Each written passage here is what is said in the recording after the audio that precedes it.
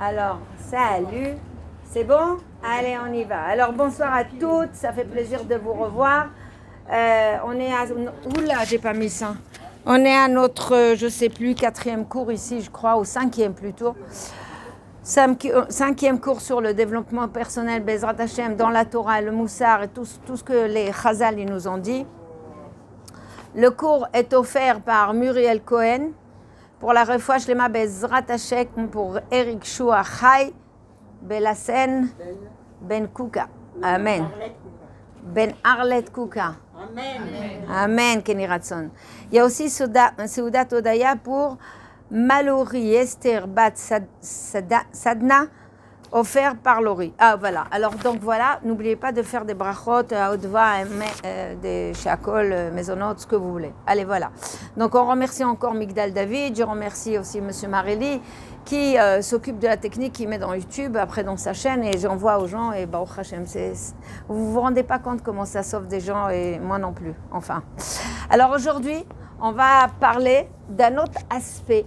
Alors, vous vous rappelez, le premier cours, je vous ai dit qu'on a des tendances naturelles, qu'on est né avec des traits de caractère, on a un capital.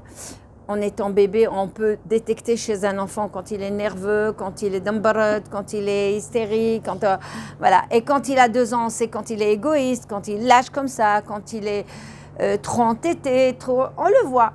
Donc nous aussi, nous étions bébés. Nous aussi, on a eu un capital. Ne croyez pas qu'on est né comme un ange. On a le capital. Et on a compris qu'avec l'éducation, qu'elle soit bonne, mauvaise, moyenne, on s'en fout, l'impact était là.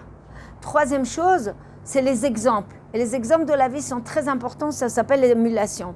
Qui j'ai fréquenté? Mon père, comment il était, ma mère, comment elle était, ma grand-mère, comment elle était, mon entourage, ça m'a impacté.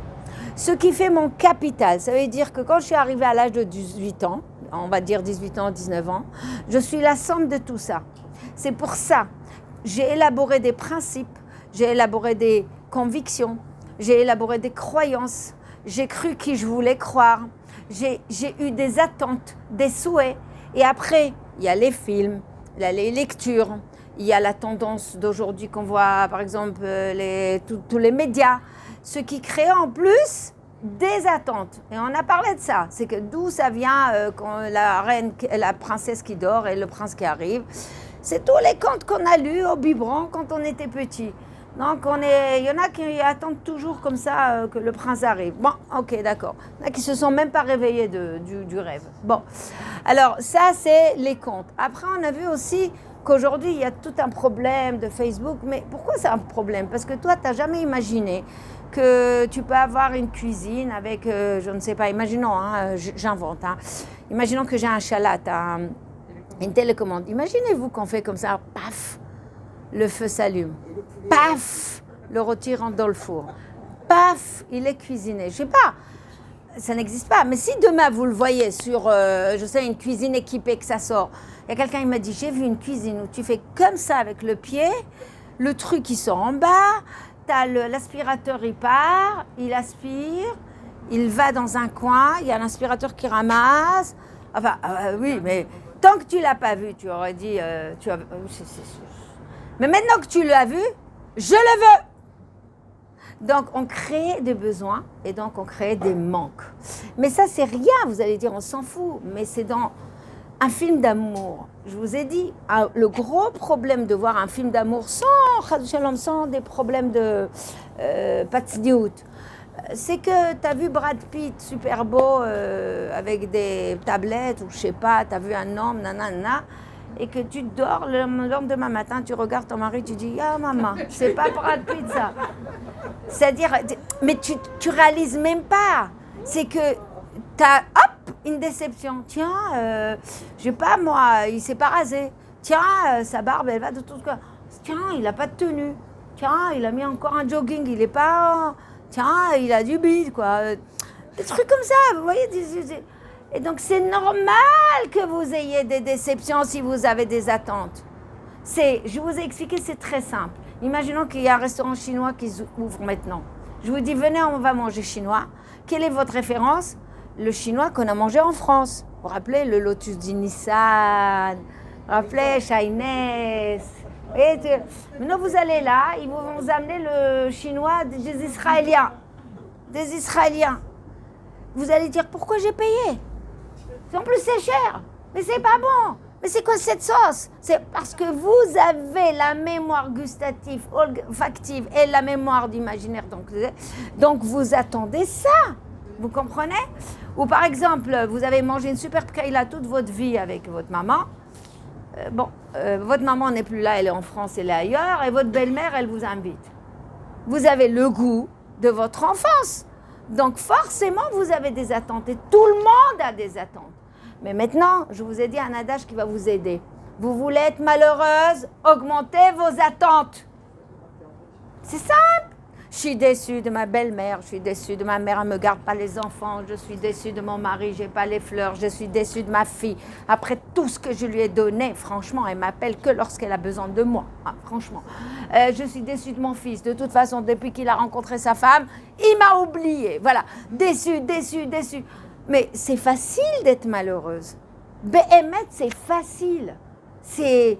Moi, je dirais, en fait, c'est même du luxe. Eh bien, moi, je ne me donne pas ce luxe d'être malheureuse parce que sinon, après, je me complais dans cet état-là. Non, je n'ai pas envie de me plaindre. Alors, qu'est-ce que je fais? Je fais un travail de baisser mon seuil d'exigence et mes attentes, je les choisis et je les pilote. Si c'est bon pour moi, si c'est accessible pour moi, si c'est faisable, ok. Sinon, c'est pas la peine d'attendre que ton mari sorte de façon spontanée la poubelle. Ça y est.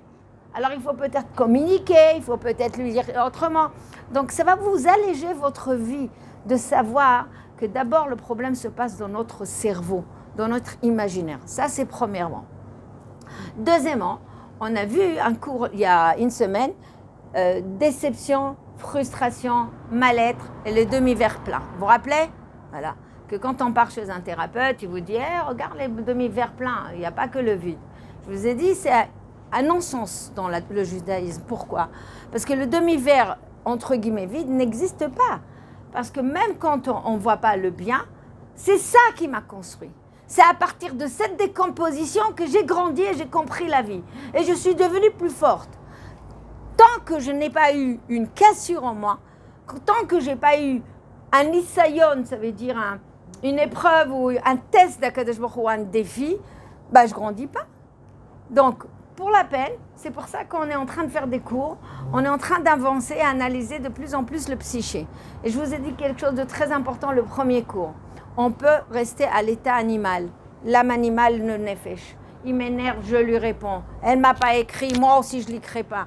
Elle ne m'a pas invité, moi aussi. Tu vas voir, je ne vais pas t'inviter, tu vas voir. Tenir comme ça des comptes et tout ça, c'est facile. Même le chien, il le fait, je vous ai dit. Le chien, vous l'énervez, il vous mord. Le chien, vous le caressez, il vous lèche. Ça, c'est être réactif. C'est être animé par ses émotions et être que dans l'âme animale. Mais Baruch Hashem, Akadosh Baruch Hu nous a donné Nefesh, Ruach, le psyché. Ok, il y a dedans le psyché et l'émotion. Mais Neshama, elle est dans la tête.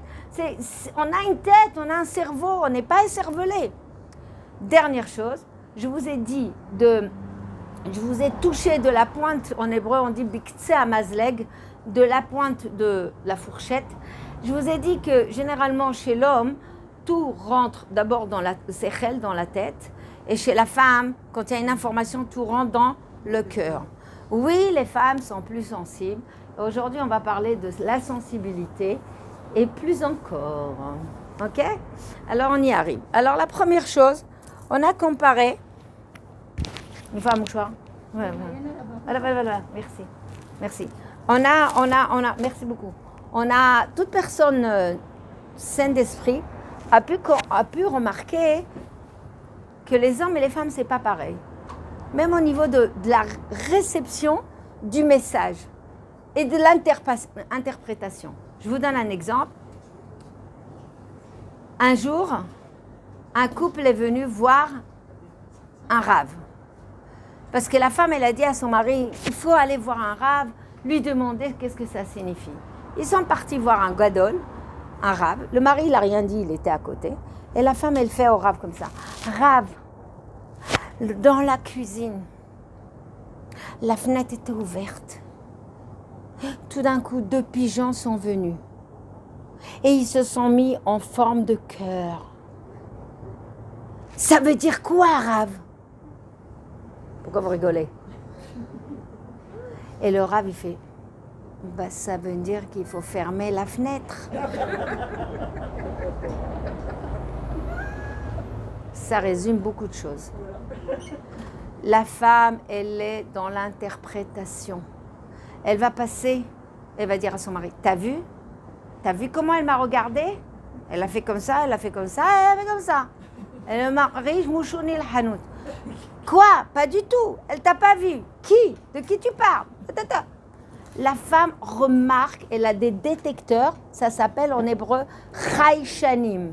On a des détecteurs, et ces détecteurs, une fois qu'on les a et qu'on a détectés, on a un centre de traitement qui s'appelle Bina. Et là-dedans, ça part très très vite. D'ailleurs, ça pédale très vite. Elle ne m'a pas appelé, donc elle m'a oublié. Elle m'a oublié, donc elle m'en veut. Elle m'en veut parce que c'est l'histoire de machin. Ah, bah c'est il y a 4 ans. Ah, avec son père. Ah, avec sa mère. C'est ça, regardez-vous avec votre mari. On a parlé par exemple, on va voir l'oubli, on va parler de l'oubli. Imaginons vous dites à votre mari, écoute chérie, demain matin, en passant, tu m'amènes ma baguette. Bon, là, il n'y a pas de baguette. Mon pain à l'avoine. Et ta mère, elle voulait sa danette. Ne rigolez pas. Et ton fils, il voulait une sucette. Maintenant, ton mari, il y va, il revient après l'étude et il amène et tu regardes, il n'y a pas le pain. Comment tu réagis là? Il y a la danette de sa mère. Il y a la sucette. Aïe, aïe, aïe, Rabbi. Il n'y a pas le pain. Maintenant, il peut faire « Pardon, j'ai oublié ». Il est condamné. Il peut dire « Je suis passé, je voulais, il y avait trop de monde ». Il est condamné. Il peut dire « Je voulais, il n'y avait pas de monnaie ». Il est condamné. Je suis parti, il n'y avait pas. Il est condamné. Parce que pour nous, tu aurais pu attendre, tu aurais pu aller dans un autre magasin et chercher mon pain. Voilà, quand on veut, on peut. Oui ou pas? Mais qu'est-ce qui se passe dans nos têtes? Il a pensé à sa mère, hein? À son fils, hein? Ça veut dire, en haut de l'échelle, dans l'échelle des priorités, il y a sa mère ou son fils, son étude, son kiff, ses balades, son foot, et moi je suis en dessous. Et donc ça veut dire qu'il m'aime pas. Et tu peux turbiner dedans, je vous parie au moins quelques heures de dessus. Et il a beau dire j'ai pas fait exprès, j'ai oublié, et nous on sait qu'il y a quelque chose qui n'est pas bon dedans, ça veut dire qu'il nous aime pas. Est-ce qu'on a raison? Alors on va voir qu'est-ce qu'il dit Rav Welbe. Un gosse, tu vas au marché et ton petit-fils il dit « Mamie, achète-moi une sucette ». Et ta petite fille elle me dit « Achète-moi un bazooka ». Et tu reviens avec un bazooka. Comment il fait le gosse? Pas la sucette? T'as acheté le bazooka? Il déduit que tu l'aimes pas. Il pleure. Il pleure pas tellement pour la sucette, il pleure que t'as pas pensé à lui, que t'as pas amené le... D'où ça vient? Rav Dessler explique que tous les oublis, notez-le en bleu, en jaune, en vert, tous les oublis sont voulus. Tous les oublis sont voulus. Vous allez dire, mais on ne fait pas exprès. C'est simple. Vous allez faire des courses pour vous. Vous avez besoin de ketchup parce que vous aimez avec je ne sais pas, votre poisson, votre steak, votre frite. Vous avez besoin pour faire le ménage parce que c'est une priorité pour vous. Vous avez besoin. Et je ne sais pas, votre belle-mère vous dit, je t'en prie, si tu trouves du fil de coton,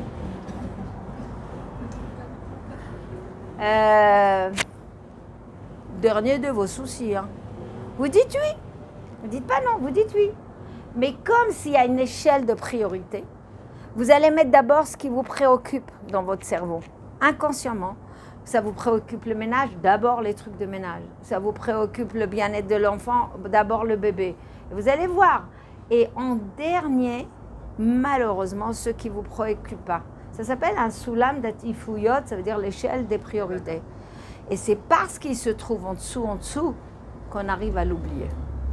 Donc ça s'appelle en psychologie les actes manqués. Ce qui fait, par exemple, je vous donne un exemple, mais ce n'est pas le cours. Par exemple, je me suis bisbisée avec ma copine Yael, mais on a fait la paix. Mais bon, c'est mon ami, mais on a fait la paix. Et on a fait des trucs. Et puis il y a la bar mitzvah de mon fils. Mais Yael, je la vois tous les jours. Bon, alors c'est pas la peine d'envoyer, aujourd'hui il n'y a plus de faire-part, mais bon, pas la peine d'envoyer des faire-part.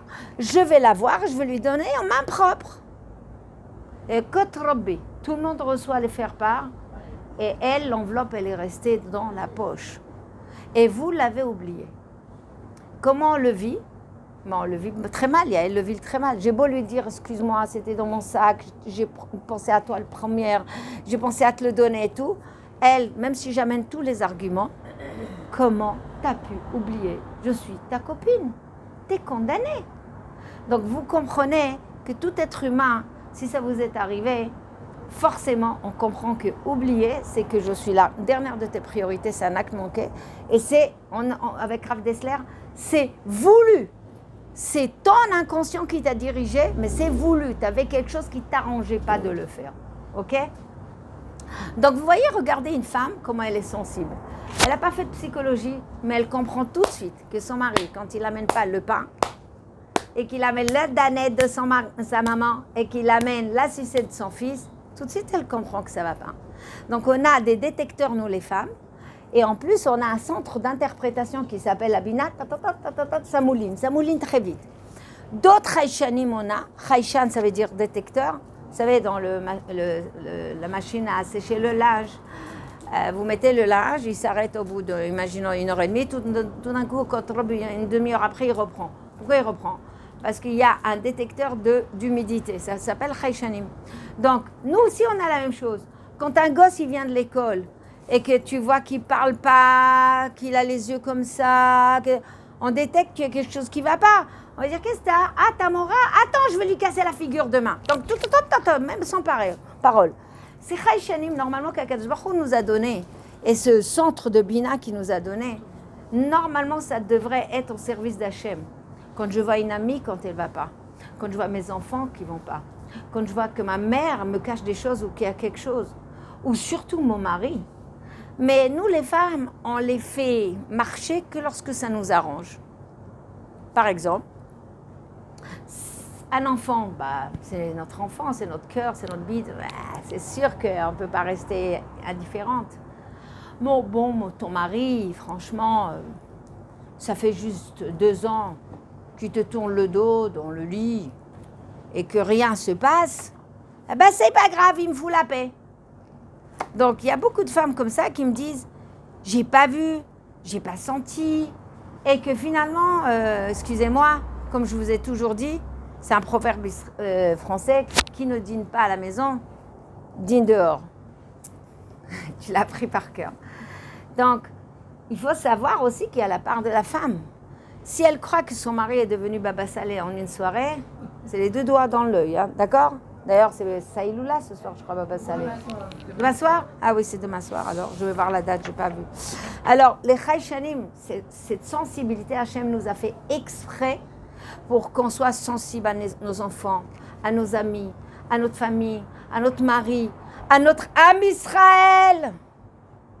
On m'a envoyé ce soir une vidéo de 17 minutes, ce qui se passe à la Knesset. Et c'est en hébreu.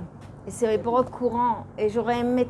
Je cherche quelqu'un qui traduise et qui mette une bande de sous-titres. Mais il faut voir. J'ai pleuré après. C'est un monsieur qui est sans kippa et pourtant qui défend et il dit « Vous voulez enlever le kotel ?» Une femme qui ne connaît pas la cacheroute, vous voulez enlever la cacheroute.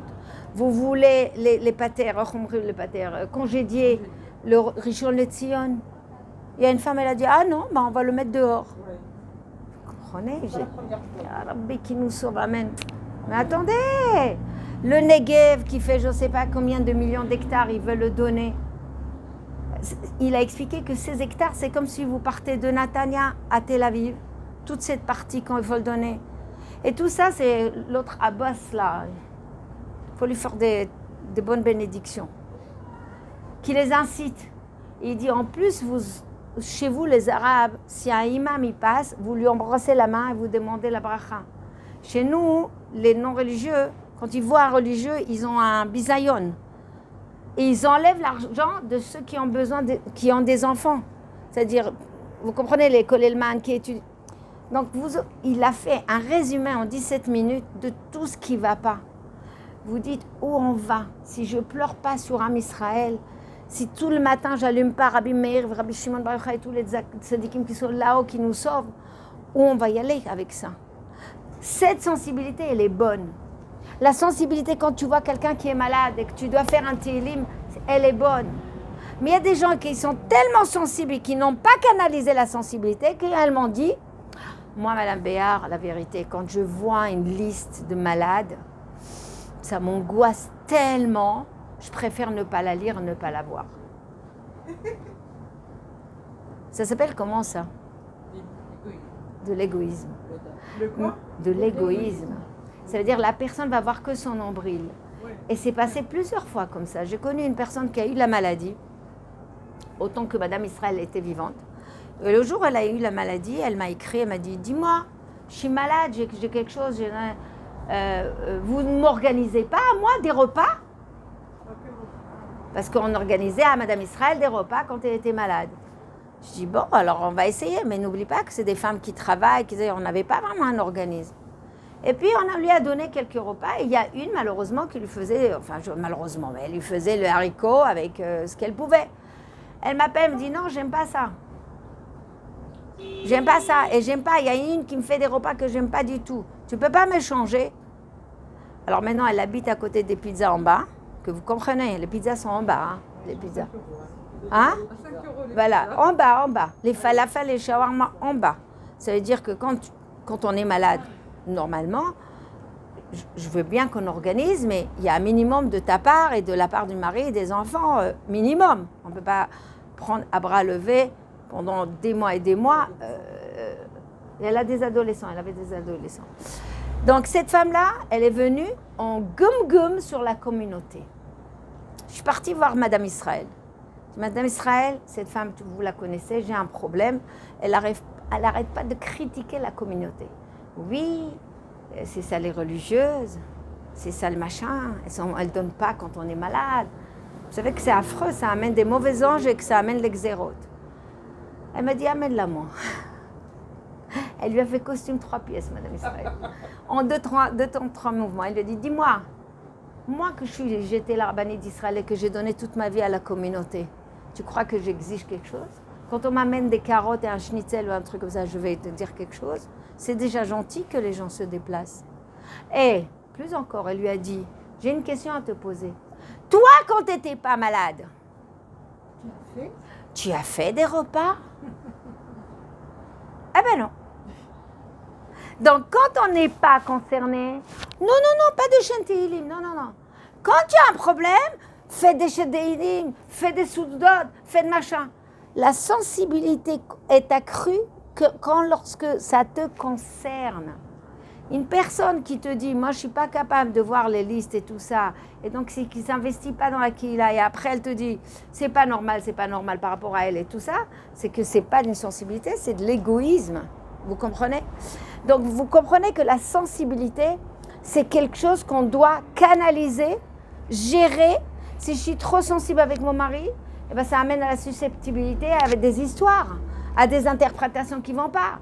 Si je suis trop sensible par rapport à ce qui se passe autour et que je ramène tout à moi, il y a un problème aussi d'ego. Donc il y a un équilibre. Pourquoi on va parler de ça? Parce que dans le livre de Rav Welbe, vous connaissez Alishour, voilà, vous connaissez. Il y a un chapitre qui s'appelle, non je ne vous dirai pas le titre, mais en tout cas c'est à Resh Lamed Chet. Et je vais vous raconter une histoire peut-être connue, je crois que peut-être toi tu connais.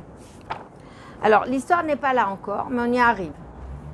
L'histoire, elle est dans la série des 5 livres des Sipourei Chassidim, mais c'est à la période de Rabbi Yitzhak Levi Miberdichov, ça veut dire 1700 et quelques, 1750, on va dire 18e siècle. C'est un monsieur qui s'appelle Simcha. Simcha s'est marié et ça fait 8 ans qu'il n'a pas d'enfant. Il n'a pas d'enfant. Son Rav s'appelle Rabbi Yitzhak Levi. Attendez, je vais faire une bracha. Baruch ata Adonai Eloheinu melech haolam she'akol niya bidvaro. Amen. Yeshuot enechamot amen. Et M. Simcha va chez son Rav tout le temps, faites-moi une bracha, faites-moi une bracha. Il lui fait une bracha, mais à la va-vite. Ce monsieur, juste une question, vous faites Tehillim? Alors Tehillim, on ne fait pas les soirs. C'est la rigueur et le din. Ok, c'est une urgence? Si c'est une urgence, si c'est pour une grande maladie, quelqu'un dans le coma, tout ça, ou si c'est pour une guerre, ok. Mais vous savez que normalement on ne fait pas, parce qu'on a le soir, c'est le din. Ça donne des forces au mal. Maintenant, il faut le faire après Chatzot. Chatzot, je ne sais plus aujourd'hui à quelle heure c'est, mais je ne sais pas, à minuit, 1h du matin. Là, vous pouvez faire tant que vous voulez des Tehillim. Comment? Oui, on peut. Bravo. Bravo. Shabbat, bah oui, c'est pas les mêmes. Voilà. Moi, je considère qu'on est en guerre, de toute façon. Le soir ou le matin, pour moi, c'est pareil. En plus, bon, j'ai demandé à plusieurs rabbinim qui disaient qu'à l'heure d'aujourd'hui, ça veut dire à l'époque du Mashiach, que ce soit maintenant. Alors, si tu as eu des rabbinim qui t'ont dit ça, alors c'est que. Sans compter que les Ashkénazes, ils font aussi le soir. Je ne suis pas certaine. Si, bon, alors si tu as des rabbinim, tant mieux, il n'y a pas de problème. Alors, Yeshal Milismor, ça veut dire après 120 ans, si on va nous demander une question, on va dire ouais, c'est un rab, un tel. Va le voir à Kadosh Baruch Hu, c'est pas moi. Si vous avez des rabbinim, tant mieux. Allez, on continue. C'était un Mekoubal, il était très fort. Vous avez à lui dire. Moi, je vous dis ce que je sais. Si je... Oui, moi aussi, on me l'a dit, ce que vous me dites. Voilà. Okay. Mais en plus, alors, monsieur... J'ai ressenti que c'est pas... Ok. Salut. Alors, Rav Simcha, en tant que son Rav, Rav Yitzhak Levi, va dans une autre ville, Berdichov. Il est devenu un grand tzaddik. Et que tout le peuple passe devant lui. Il a dit, attends, mais moi aussi, je veux aller le voir. Il n'y a pas que lui. Qu'est-ce qu'il fait Simcha? Il prend le calèche, il prend son sous, son cheval, et il fait des centaines de kilomètres pour voir son Rav. Il voit son Rav, Rabbi Yitzhak Levi, mais Berdichov, puisqu'il est devenu de Berdichov, c'est le nom de la ville, et il passe devant lui. Et le Rav, il lui dit, mais qu'est-ce que tu fais là? Il dit, j'ai fait des centaines de kilomètres parce que je veux te voir. Moi aussi, j'ai le droit à une bracha. Il dit, encore une fois, tu viens? Il dit, oui, j'ai pas d'enfant, il faut que tu me bénisses. Dis-moi ce que je dois faire.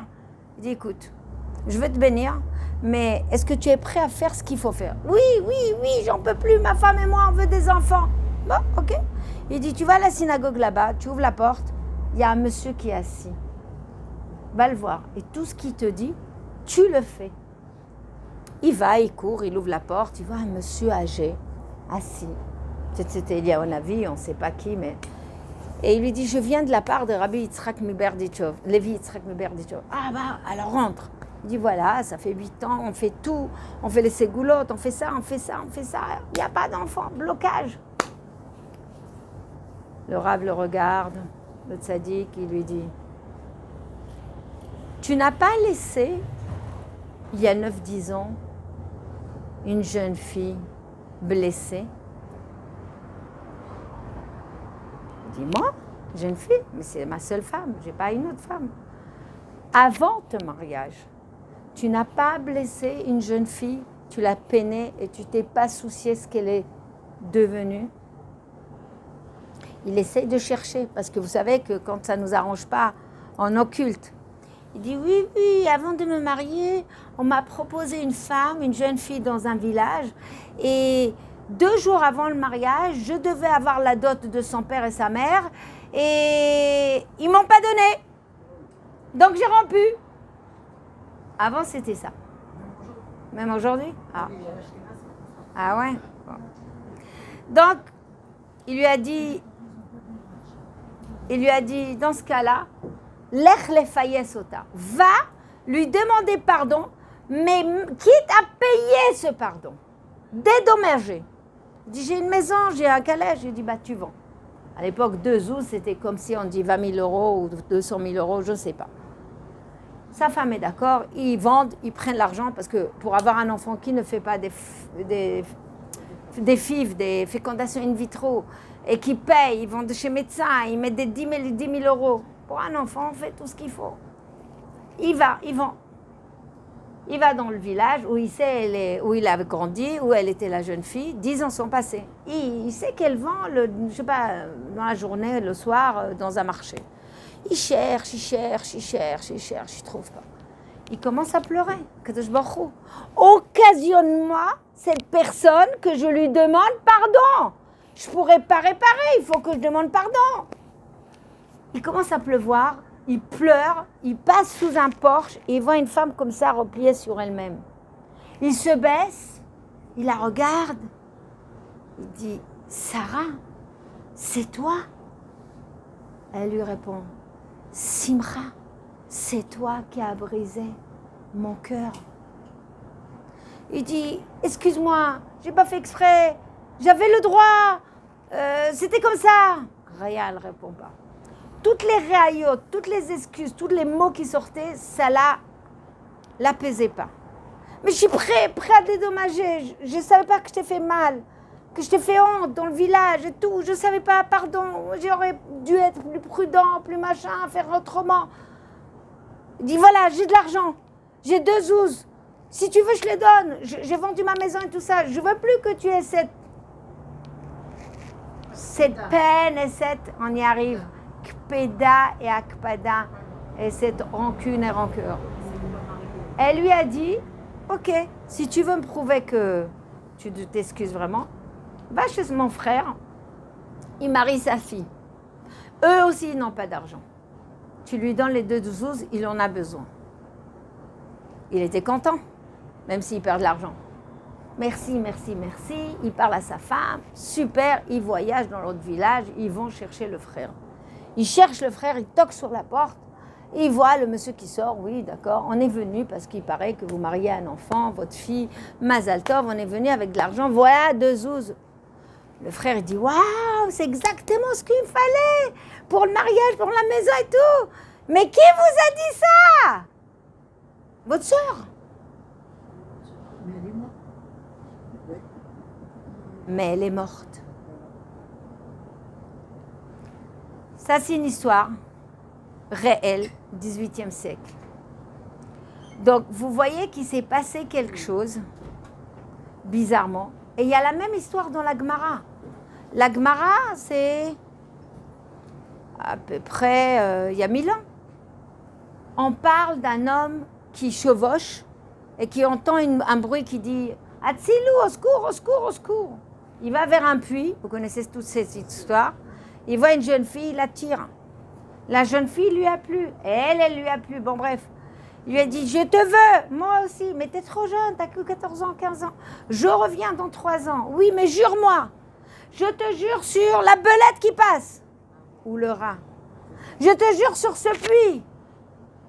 Des années après, elle attend.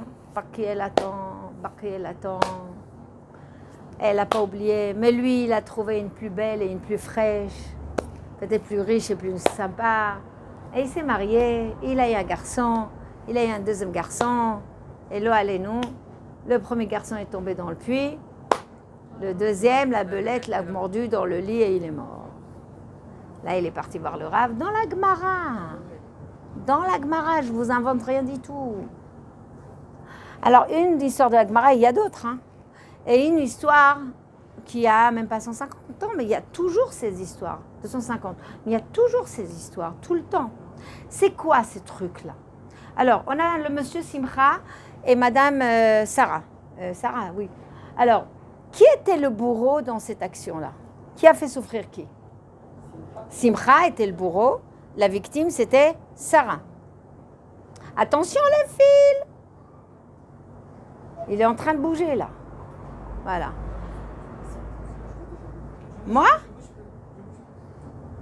Quoi? Ah, elle? Bouge un peu, Khanaël. Khanel. Voilà.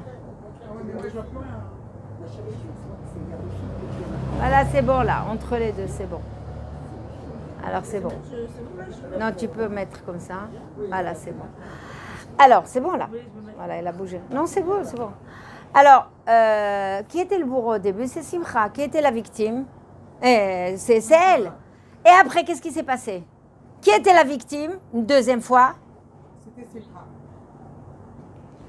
Bah oui, La première Simcha, parce qu'après elle est morte. attendez, Simcha a fait du mal à Sarah.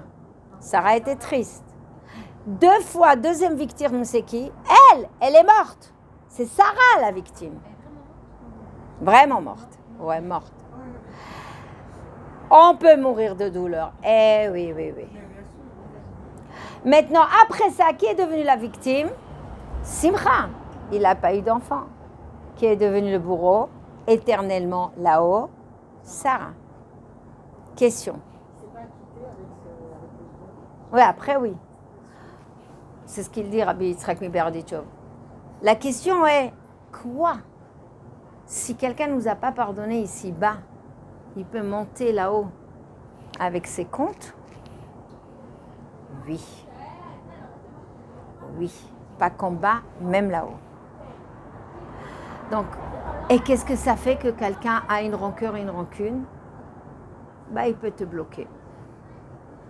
Dans le Mazal, la Parnassa, les enfants, la santé, les Shidduchim. Mais on ne dit pas qu'il faut pardonner. Alors, on va apprendre les deux choses. Vous savez, dans la Gemara, on a un volet qui traite celui qui prête de l'argent et un volet qui traite celui qui emprunte de l'argent. On va chez le prêteur, on lui dit, t'as donné 200 € à Yael? Alors, à partir d'aujourd'hui, vous allez écrire 200 000 € par exemple. Vous allez faire un acte d'accord. Et quand tu la vois, tu la mets pas mal à l'aise. Tu changes de trottoir. Tu dis pas à tout le monde. T'es pas là à lui téléphoner tous les mois. Ne la harcèle pas. Ça veut dire elle a des lois. Je veux chez Yael. Tu lui dois 200 000 €. Tous les jours, tu mets dans ta coupa 20 €. Et n'oublie pas que tu dois t'acquitter. Et si tu peux lui donner à l'avance, tant mieux. Alors on va dire, attends, mais c'est pas le même discours. C'est normal. En lui parlant, on préserve sa dignité. En lui parlant, on préserve sa dignité. La même chose. Quand moi je vexe ou moi j'ai été vexée, chacun a des devoirs. On va commencer par le vexer. Si moi, tu m'as dit quelque chose et je suis vexée, alors il faut peut-être travailler déjà la sensibilité, non? Parce que si tu es tout le temps sensible, par exemple, je dis, vous savez les foulards qui brillent et qui sont un peu dorés. Alors Dina, elle va faire. Elle parle de moi là, hein? On ramène à soi. C'est normal, on est sensible. Et donc, on va ramener. Et quand on est susceptible, c'est encore pire. Tout ce que je vais sortir, ça va être mal interprété. C'est une sensibilité accrue. Tout le monde est sensible. Mais il y a des personnes qui se sont travaillées, des personnes qui ne se sont pas travaillées. Et c'est pas bon. Parce que quand tu es trop sensible, il y a une histoire dans la Gemara d'une femme qui était mariée à un homme tzaddik. Tu dois la connaître, Myriam. Et qu'un soir de vendredi, il a juste tardé. Et elle a pleuré. Et il est mort. Non, mais vous vous rendez compte, là, l'histoire, comment elle est... Waouh! Dites, waouh!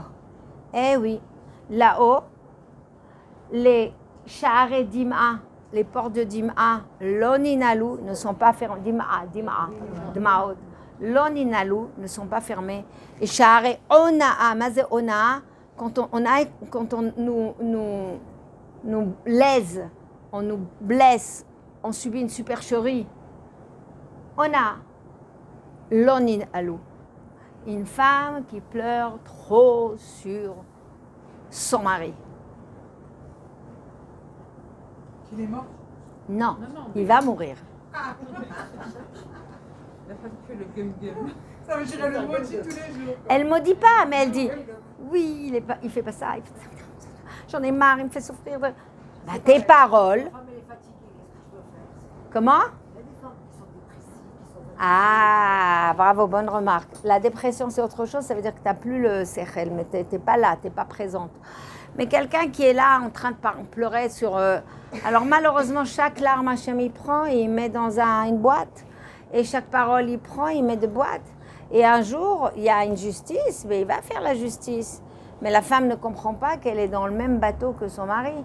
Et que si elle commence à faire un trou dans son bateau, donc elle va couler. Donc on a intérêt à ne pas trop gum-gum.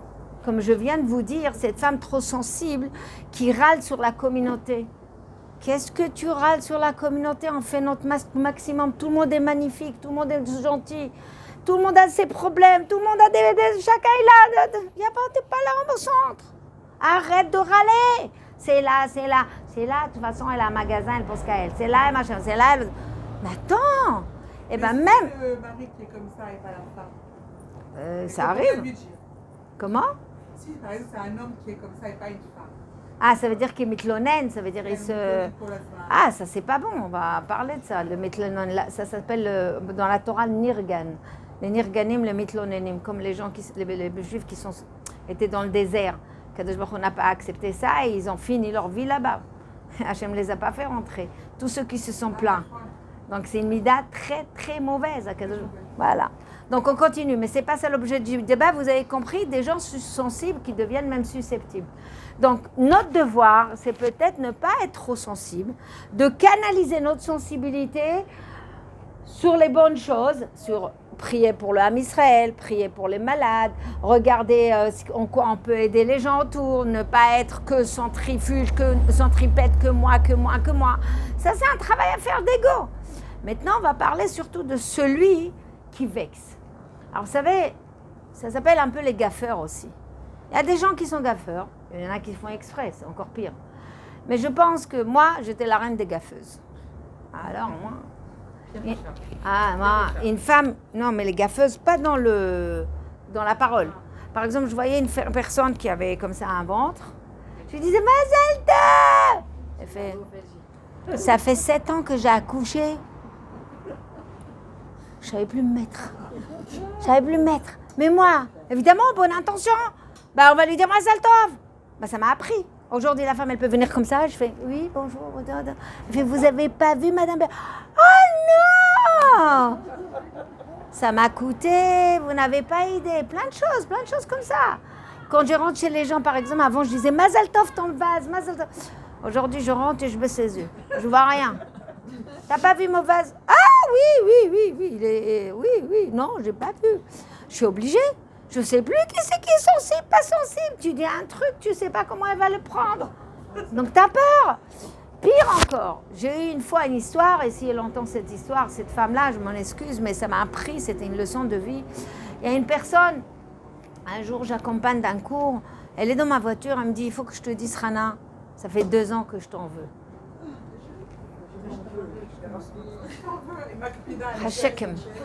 Hashakem smallah, comme on dit. J'ai eu mal au ventre. Ya Rabbi, qu'est-ce que j'ai fait? 2 ans. Alors j'ai dit, je l'ai vexée, voilà, lâche un peu. Et elle était comme ça. Et moi je lui ai dit, mais j'étais blessée, j'ai fait quelque chose, dis-moi, je suis prête à te demander pardon, je suis un être humain, je ne suis pas un malard. Je suis un être humain, même si je donne des cours, même si je suis une femme, un être humain avec mes bobos là et mes problèmes. Elle me dit, oui, un jour tu as vu sur moi, en fait elle avait un médaillon avec un hey, la lettre hey. Moi, sans réfléchir, j'aurais dû réfléchir. Oh, la lettre hey! Ah, mais c'est Avali Banim. C'est la ségoula pour avoir des enfants. Elle n'en a pas. Elle n'en avait pas. Et je ne savais pas qu'elle ne pouvait pas. Et je ne savais pas qu'elle était en train de faire des traitements. Et c'était avec une copine, une connaissance. Donc, elle a senti une humiliation que je peux comprendre. Attention, hein, je ne remets pas en question sa sensibilité parce que quelqu'un qui n'a pas d'enfant est très sensible. Donc, je peux comprendre.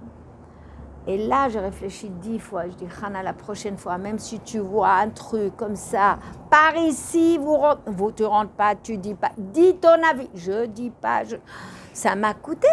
On apprend. Donc, à moi, la gaffeuse, j'ai appris. Maintenant, nous, on fait des gaffes. On doit savoir ne pas faire. Mais maintenant, on ne va pas parler de ça. On va parler vraiment de vexation ou de déception. des personnes qui, vous ne savez même pas qui vous en veulent, parce qu'elles sont trop sensibles, parce qu'elles ont été déçues de vous, sans avoir une histoire, parfois. Quand j'ai donné ma démission, une femme m'appelle au bout de 2 mois, elle me dit « Je suis déçue de toi ». Ah, ok, pourquoi? Elle me dit « Oui, mais maintenant tu ne travailles pas et tu ne m'appelles pas ». J'ai jamais promis que j'allais l'appeler. J'ai jamais dit que j'aurais du temps. Et là, au Hachem, comme j'avais travaillé mes midotes, je lui ai dit, dis-moi, toi, tu m'as mis sur un piédestal ici. Tu as eu des attentes par rapport à moi. Mais moi, je t'ai jamais rien promis, je t'ai jamais dit. C'est ton problème que tu as des attentes avec moi. Je n'ai jamais dit. J'étais triste pour elle. Donc, vous voyez, il y a parfois des gens, ils sont déçus que vous ne savez... Et vous-même, vous ne savez pas qu'ils sont déçus. Alors là, vous n'êtes pas fautif. Comment? Vous êtes pas C'est pas question de fautif. C'est la personne qui est trop sensible. Non, alors il y a quand même dans la sensibilité une limite. Ça veut dire que moi, je ne peux pas non plus, à table, vous savez, on se lance des calembours ou on lance des piques. Et puis on voit le visage de la personne qui change. On a changé, on a dit comme ça à table, voilà. Toutes celles qui ont un béret sur eux avec un pompon, elles sont ridicules. Voilà. Et évidemment, vous avez compris que Myriam a... Alors, c'était à table, et j'ai vu son visage un peu. Et puis, j'arrive chez moi, je me dis, non, mais c'est pour rigoler. Non, mais je ne vais pas lui demander pardon. Jiminy Cricket, il me dit, demande-lui pardon, ça ne se fait pas. Non, mais c'est son problème, c'est elle trop sensible. Moi, j'ai dit les choses naturellement, quoi. Mais à quoi, on ne peut plus parler? On ne peut plus rigoler? Les gens qui légitiment leur attitude. Il y a des personnes comme ça, qui lancent des calembours, qui sont là à régler des comptes autour de vous. Regardez, je ne sais pas, votre mari, votre enfant, votre belle-mère, votre mère, votre sœur, votre père, peut-être comme ça, votre fille, on ne sait pas. Des personnes qui sont comme ça. Et après, ils se dédouanent en disant que c'est les autres qui sont sensibles. Il y a aussi un travail à faire. Tu ne peux pas dire c'est pas de ma faute. C'est à toi, voilà, exactement. Sandra, c'est Sandra, hein? Ouais. C'est à toi de regarder le visage de l'autre et avoir les chaïchanim, c'est ce que je dis au début du cours, les détecteurs de voir peut-être tu l'as blessé. Et si tu as un ego bien dimensionné et que tu sais que tu es au service d'Hachem, normalement, tu peux t'affirmer, tu dois aller chez elle. Écoute-moi, Chirel, pardon, excuse-moi, Chirel, je crois que ma blague, elle t'a un peu blessé, ou ça t'a rappelé ton père, ou ta mère, ou ton traumatisme, ou ton truc. Donc, vous comprenez qu'on a ce devoir. Mais Chirel, si elle est sympa et qu'elle est cool, elle peut me dire ok, je m'excuse. Mais si elle est très sensible, elle peut continuer alors que vous avez lancé une blague toute bête. On va parler donc des personnes qui... Makpidim. Et qui sont... je crois qu'en marocain, on dit, ou en tunisien, msima. Msima. Non, c'est msima. Les gens qui restent... Sum, ils ont le sum. C'est en quelle langue ça? Je sais pas. Marocain, voilà, bravo. Je crois qu'on dit un truc comme ça, ils ont le sum. C'est un sum, voilà, exactement. Ils sont là. Tu m'as invité à ton mariage, mais tu m'as mise dans la table là-bas. Hein? Ah, tu vas voir. Attends. Toi, t'as fait la bar mitzvah à ton fils. T'as invité tout le monde. Et moi? J'ai fait madbouba, madboucha, ce que vous voulez à table, et ma belle-fille a goûté que les salades de sa mère. Vous savez, les gens, makpidim, qui sont pointilleux. C'est pas comme ça, c'est comme ça, elle a fait ça.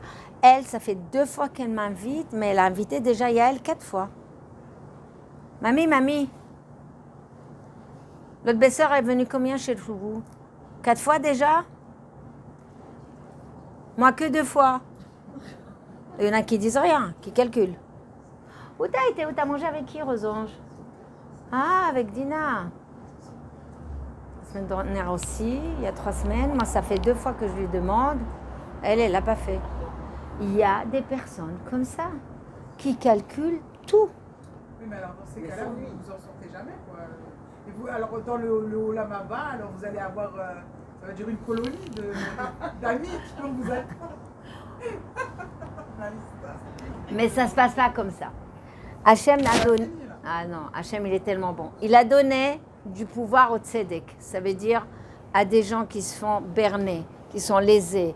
L'autonou et ishetamito. Hachem, il a de la peine. On t'a fait du mal, ne t'inquiète pas, il y a un tzedek, il y a une justice, il y a un juge, yesh din veyesh dayan. Mais c'est vrai que si la personne ne travaille pas sa sensibilité, comment on fait? C'est un vrai problème. Mais à nous déjà de savoir que même si elle est très sensible, c'est pas grave, on lui demande pardon. Quand on le sait, on lui demande pardon. Alors ça aussi, on va parler des gens qui refont. Que dire à Vuelbe? Écoutez bien, qu'est-ce qu'il dit, c'est très très important. ההקפדה לעצמה קובעת מדור מיוחד אף שהיא לכאורה מענפי הכעס. להקפדה, en hébreu on dit הקפדה, et dans la Gemara on dit kpeda, c'est אותו דבר. Hein. C'est quelqu'un qui est makpid, qui est pointueux. Comment? C'est genre rancunier. Voilà, rancunier. Kpeda, ça s'appelle rancune, mais c'est vraiment léger par rapport à la kpeda. Hein. Oui. On y va. Alors il dit, c'est quelque chose qui en découle de la colère. Ça veut dire, tu es en colère à l'intérieur contre quelqu'un, tu t'as fait du mal, et toi, tu n'acceptes pas ça et tu rumines. Ça veut dire, tu as un circuit fermé, tu as été sensible, ça rentre dans la bina, tu interprètes, ça revient avec des émotions, et tu nourris ça, tu alimentes ça. Vous savez, il y a des gens qui adorent ressasser. Il m'a fait, elle m'a fait. Il y en a qui ne ressassent pas, juste ils ruminent dans leur cerveau. D'accord? Ok. Et il dit quoi? Quelque chose de très, très... Il dit, aval i mekarsemet balev yoter viyoter. Vous savez ce que c'est mekarsemet? Elle ronge. Ça veut dire la première victime, c'est la personne qui a été sensible. Celle qui a été la victime est la première victime. Pourquoi? Parce que Rav Wolbe dit c'est une pierre après une pierre, une pierre, une pierre. Vous voulez baisser un peu le chauffage? Vous arrivez? Non, la soufflerie, c'est mieux. Il y a un bruit de soufflerie. Peut-être, tu veux baisser? Attends, on va voir là. Parce qu'il y a, vous entendez le bruit? Il endort d'ailleurs, je remarque. Ça ronronne, comme les chats. Bon, ok, bah c'est pas grave. Bon, c'est pas grave, s'il n'y a pas, il n'y a pas. Julia, regarde là-haut. Ok. Ok, on y va. Ah. Toda, toda. Mazé.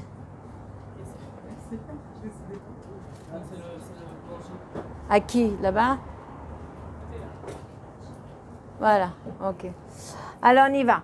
Donc vous avez compris que la kpeda, c'est quelque chose qui nous range et qui va nous faire du mal.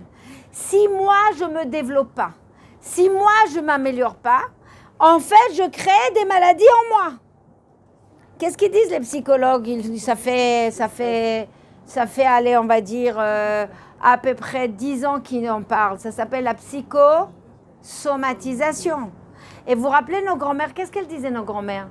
Ma fille, à force de soucis, à force de celui-là et tout ça, je me suis fait un mauvais sang.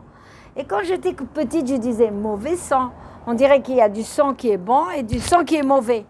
Non, réellement mauvais sang. Ça veut dire Rambam, il dit, Rambam, donc il Rambam, il dit, on est en train de sécréter, on est en train de sécréter des toxines qu'elles sont du poison. Rav Victor, ah bravo, merci. Rav Victor Miller, vous avez connu Rav Miller de Getzed, mais maintenant son frère, Rav Victor Miller, il est mort il n'y a pas longtemps, il était d'Amérique, il a laissé une série de livres. Il dit quelqu'un qui a un problème trop d'ego. On m'a pas fait de kavod, on m'a pas regardé, on m'a pas appelé, on m'a pas machin, c'est dans son cœur. Et bien souvent c'est des gens qui ont des problèmes, merci beaucoup. C'est des personnes qui ont des problèmes de cœur. Il y a une correspondance. Il dit ici, les pierres qu'on fait dans le cœur, comme ça, une pierre après une pierre, ça fait un sela. Vous savez ce que c'est un sela? Un rocher dans ton cœur. Et ce rocher, il le dit, cachez les... Attendez, je cherche le... Les foreros, mais je trouve pas la phrase. Voilà. Akpedat tzrichim les forères. Ça veut dire il faut émietter ça. C'est quelque chose qui reste et on a du mal à émietter.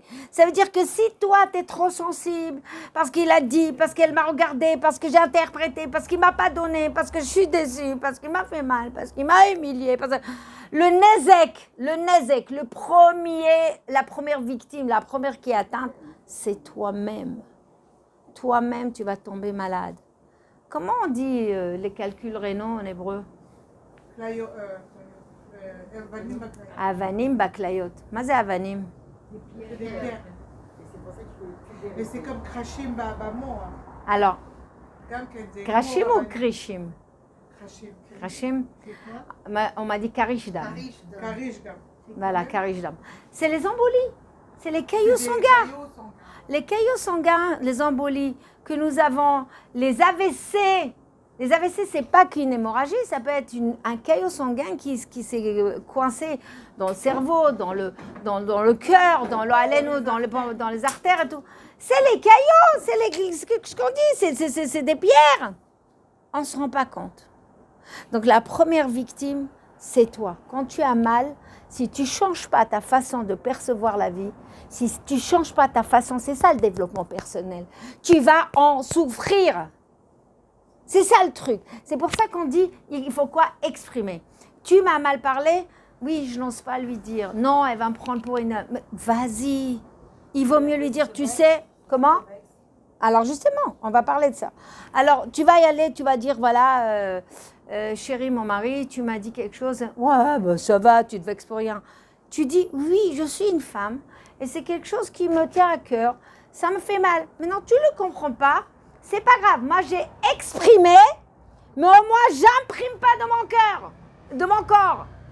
Vous comprenez? Le but, c'est pas qu'ils comprennent. Le but, c'est de le sortir et qu'il reste pas à l'intérieur. Maintenant, il est intelligent, il dit pardon. L'autre, il est intelligent, il dit pardon. Ils veulent pas, c'est pas grave. Un jour, ils vont mûrir. Vous avez compris? Ok. Maintenant, imaginons que là, je suis en train de parler et je vexe quelqu'un. En direct. Je ne sais pas, Myriam, devant tout le monde. Myriam et Elisa. Elisa, je la vexe en direct. Vous allez dire, c'est une injustice. Tout de suite, qu'est-ce qui se passe quand on est vexé?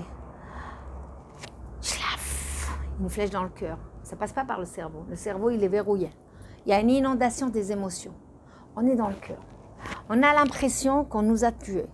On a envie même de mettre la tête dans la terre tellement on nous a enlevé notre dignité. Qu'est-ce qui se passe à ce moment-là? Et j'ai expliqué déjà à Guilo, et les anciennes connaissent. À ce moment-là, si Hachem ne voulait pas Taïch, si Hachem ne voulait pas qu'on me vexe, est-ce qu'il lui aurait permis d'ouvrir la bouche? Non. Ça veut dire qu'il y a toute chose qui se passe ici, c'est qu'Akadosh Baruch Hu là-haut a donné son stempel, son accord. S'il n'a pas donné son accord, toi en bas, tu ne peux pas être la kif, l'inkof, etzba. Tu ne peux même pas faire ça s'il ne veut pas. Donc si elle a ouvert la bouche, enfin moi j'ai ouvert la bouche et que je lui ai dit, c'est que ça a été voulu, validé plutôt, non, on va voir ça, ça a été validé par Akadosh Baruch Hu. Maintenant, vous allez dire quoi? Alors, on l'a choisi pour vexer, alors elle est exemptée? On va parler de ça. Donc, en tout cas, quand je suis vexée, c'est qu'Akadosh Baruch Hu l'a fait exprès. Pourquoi? Une vexation, on sait très bien, Malbin Chavero Barabim, la personne qui l'a fait ça, je ne suis pas jalouse d'elle, parce que c'est très grave. Mais celle qui l'a eue, on sait très bien, ça la tue. C'est écrit qu'elle malbine, ça veut dire elle devient blanche. C'est quoi blanche? C'est qu'au début, tu es rouge. Après, le sang ne bouge pas. Et quelle couleur ils ont le cadavre? Blanc. Donc, en fait, on est mort. Moi, j'appelle ça une mort virtuelle. Ça veut dire, nous tous, on fait des bêtises tous les jours. Sandra, je crois que je l'ai expliqué à Guilo. Tu étais là. Nous tous, on fait des bêtises. J'ai pas bien fait Shabbat. J'ai répondu à mes parents. J'ai pas bien fait Nida. J'ai mangé peut-être pas kasher. J'ai pas fait les brachot. J'ai pas fait birkat. Il y a plein de choses.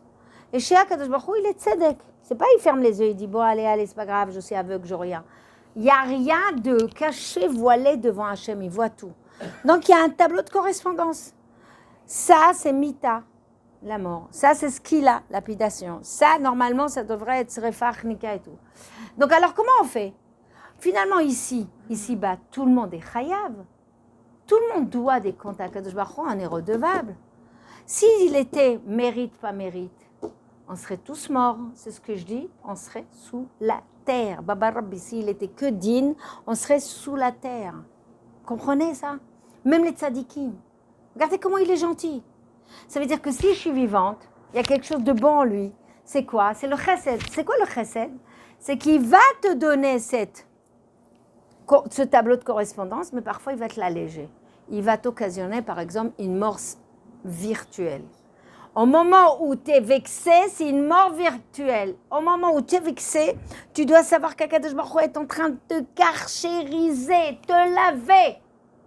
Et ça demande beaucoup de sechel. Ça veut dire que quand on te vexe maintenant, toi tu es dans les émotions, tu ne penses même pas que c'est ça.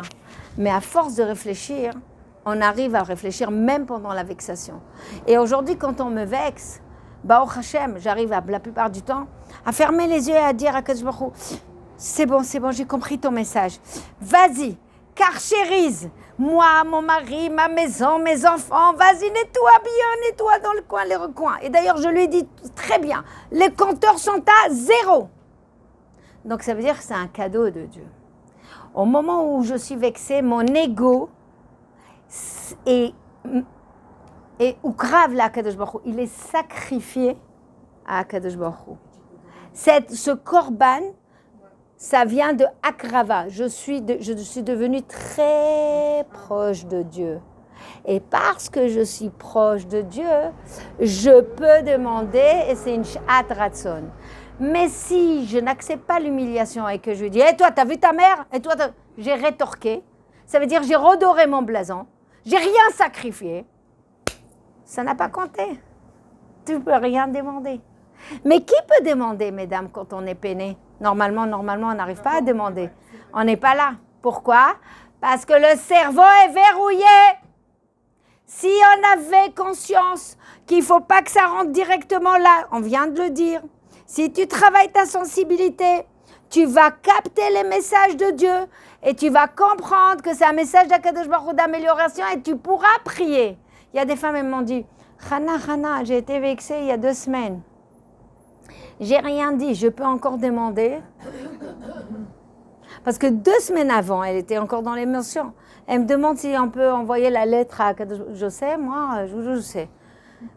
Et si tu as répondu, alors tu ne peux pas le dire. Donc, regardez, la sensibilité, elle n'est pas toujours bonne. Parce que quand on est trop sensible, tu ne peux même pas prier. Tu ne peux même pas demander.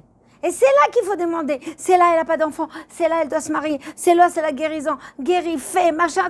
Et justement, il y a des yeshuot. Parce qu'Akadosh Baruch Hu a vu que tu as sacrifié ton ego. Et le compteur, il est à 0. Donc, alors, pardon? Oui?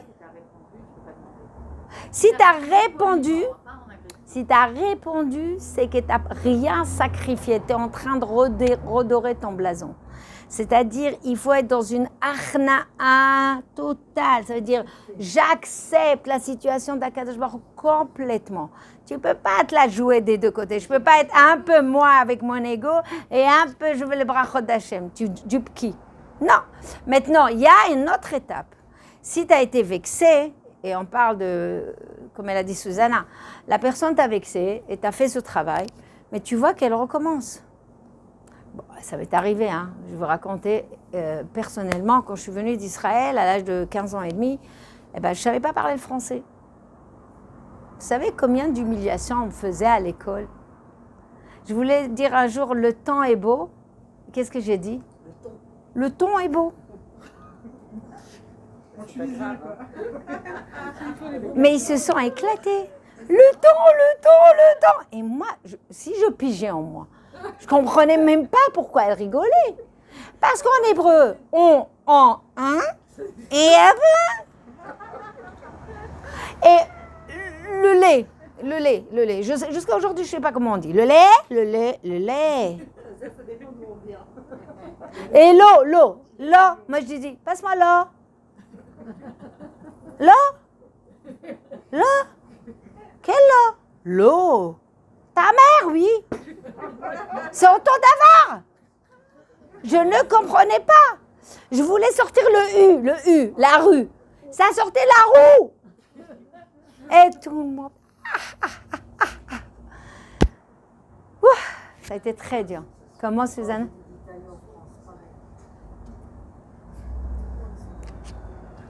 C'est pour ça que moi, j'ai de la patience avec les gens qui ont ces muftas, même avec tes cousines, parce que je suis passée par là et je sais comment c'est dur d'avoir les railleries des gens. On a envie de se...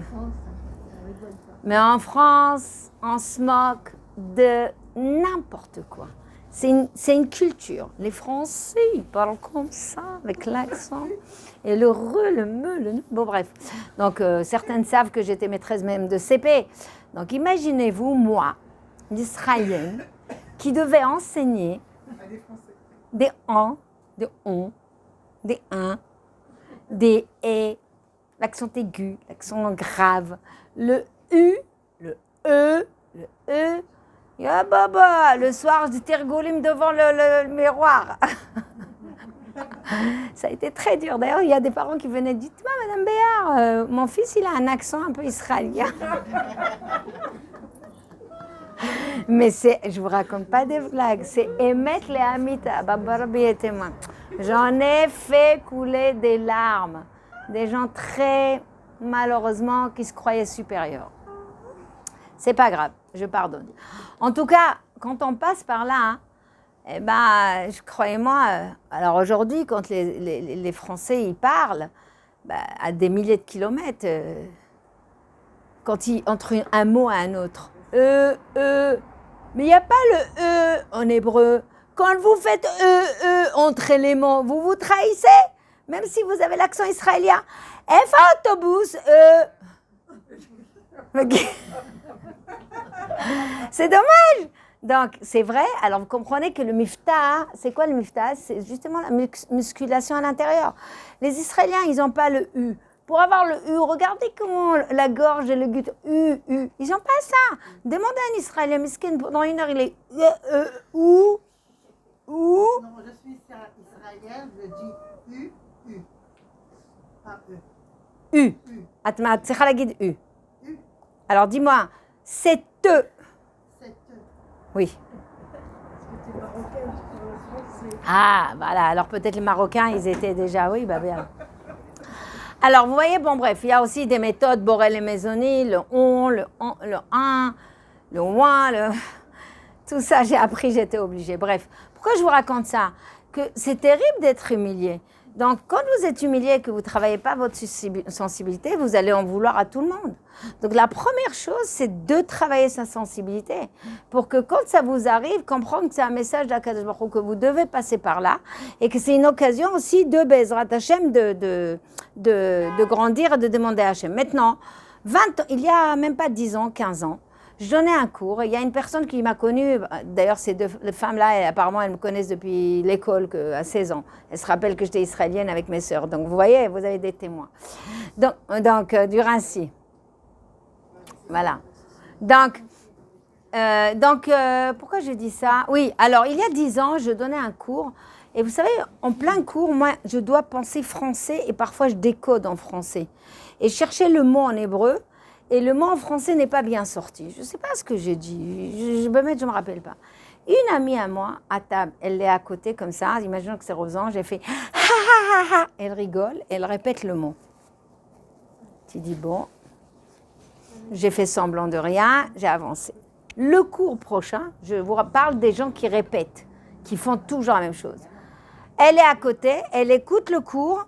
Elle capte un mot que je n'ai pas dit comme il faut.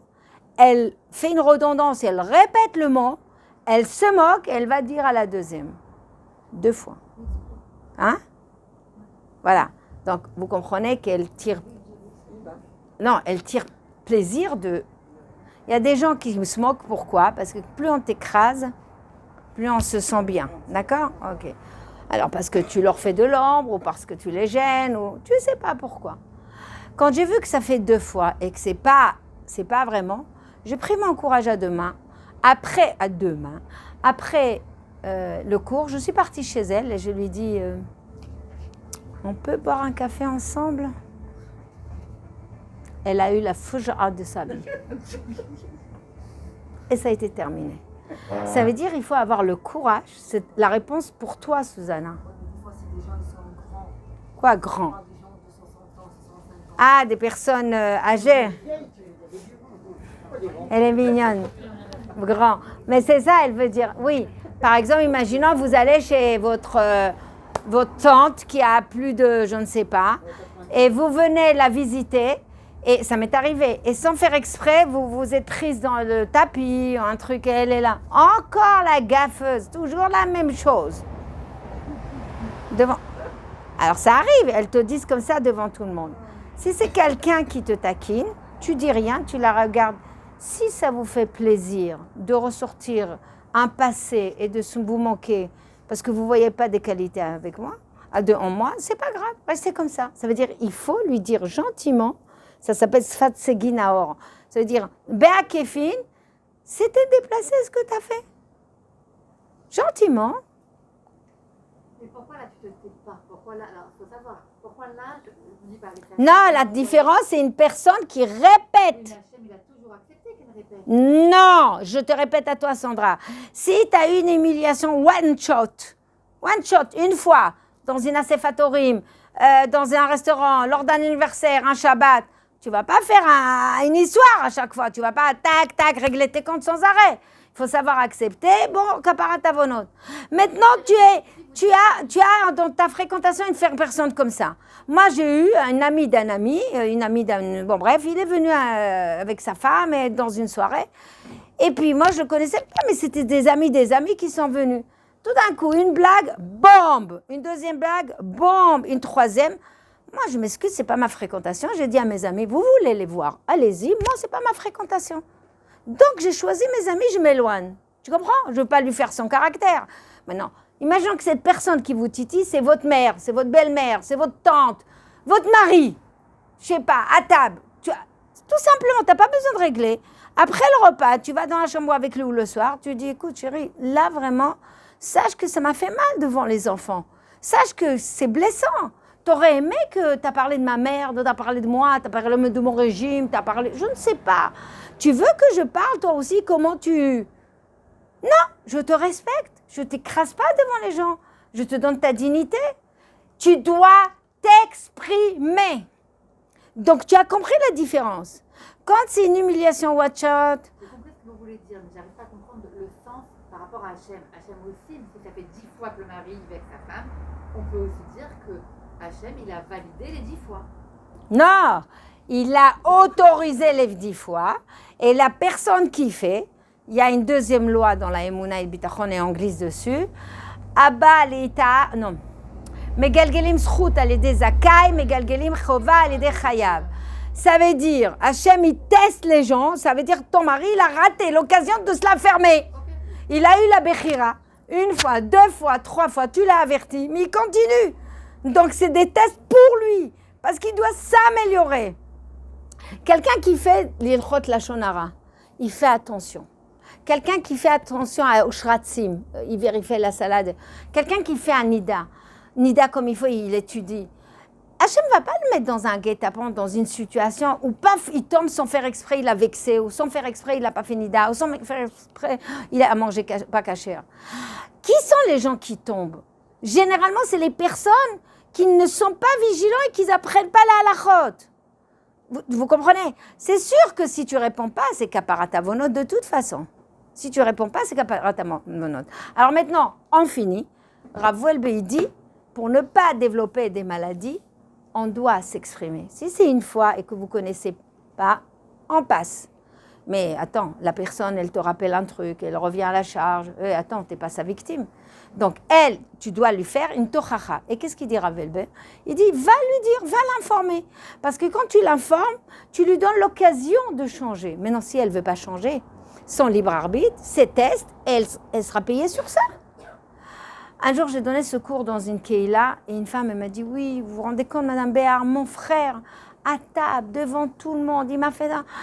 Alors quoi? Alors j'étais blessée, j'ai demandé à Kadosh Baruch Hu que des bonnes choses. Je lui ai dit, tu sais, en plus dans Chovot Alvavot et dans Ochot Tzedikim, c'est écrit, au moment où on te blesse, toi, tes avirot, ils passent à lui, et tes mitzvot, ils passent à toi. Voilà, pardon. Elle a commencé à pleurer.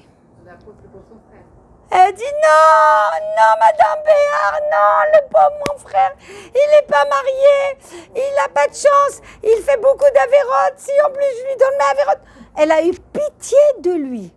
Ça veut dire, c'est très fort, quand j'ai vu ça, j'ai dit, Amen, qu'on soit comme ça avec tout le monde. Tu m'as blessé, mais je t'en veux pas, t'es un chaliard, mais j'ai pitié de toi, parce que toi, tu es en train de t'enfoncer dedans. Et je prie pour toi que Kadosh Baruch Hu te réveille. C'est ce qu'on doit faire avec notre mari, à la place de pleurer, de gum-gum. Le pauvre, il est complètement dedans, avec ses mauvaises midotes, il ne se rend pas compte, il ne s'améliore pas. Kadosh Baruch Hu, dans lui des kochot, dans lui des forces, dans lui des moyens de grandir, parce qu'il amasse que des avérotes. Vous comprenez? Ça, c'est encore en plus... On est responsable. De quoi? Il y a des votes de mari quand on vote. Qui est responsable des avérotes des maris? La femme. Elle n'est pas responsable, mais de la Gemara, c'est écrit. Est-ce que les femmes, elles ont une chelek olam haba? C'est écrit oui, parce que ceux qui étudient, ils ont chelek olam haba.